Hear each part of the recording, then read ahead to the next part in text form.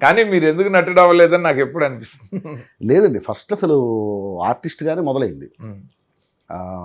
First నేను stage ఆర్టిస్ట్గా start అయింది. అమ్మ నాన్న ఇద్దరు ఆర్టిస్టులు కదా. ఓహ్! నాకు చిన్నప్పుడు ఎప్పుడు నాకు 6 ఏళ్ల వయసు అప్పుడే నేను స్టేజ్ ఎక్కా. ఓకే. లోహితాసుడు క్యారెక్టర్ చేసి నైస్. హరిశ్చంద్ర. హరిశ్చంద్ర.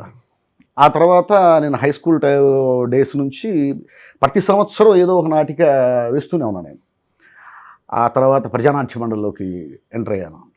ప్రజానాట్య మండలి అభ్యుదయ కళా సమితి నుండి తెనాల్లో. అవును. ఇప్పుడు కూడా నేను ప్రజానాట్య మండలి మెంబర్ని. ఓహ్! ఇప్పుడు కూడా ప్రజానాట్య మండలి మెంబర్ని. అరసం అభ్యుదయ రచయితల సంఘం అధ్యక్ష వర్గంలో ఉన్నా నేను ఏపీలో. ఓకే. ఓకే. అక్కడి నుంచి నాటకాలు ఆడుతూ ఆడుతూ ఆడుతూ నాకు రాయటం అనేది అలవాటైంది. అప్పుడు ఆ రాయటం అనే దాంట్లో ఉన్న కిక్కు పట్టేసింది బాగా. ఎందుకంటే మనం యాక్ట్ చేస్తే మన క్యారెక్టర్ మాత్రమే మనం యాక్ట్ చేస్తాం. అదే రాస్తూ ఉన్నప్పుడు ప్రతి క్యారెక్టర్లోకి మనం వెళ్ళాల్సి ఉంటుంది. ప్రతి క్యారెక్టర్ని మనం అనుభవించాలి, ఆస్వాదించాలి, ఆ క్యారెక్టర్లోకి వెళ్ళాలి, ఆ క్యారెక్టర్ సమస్యని మన సమస్యగా ఫీల్ అవ్వాలి, ఆ సందర్భంలో మనం ఉండాలి, ఆ సందర్భం మనదేగా మనం ఫీల్ అవ్వాలి.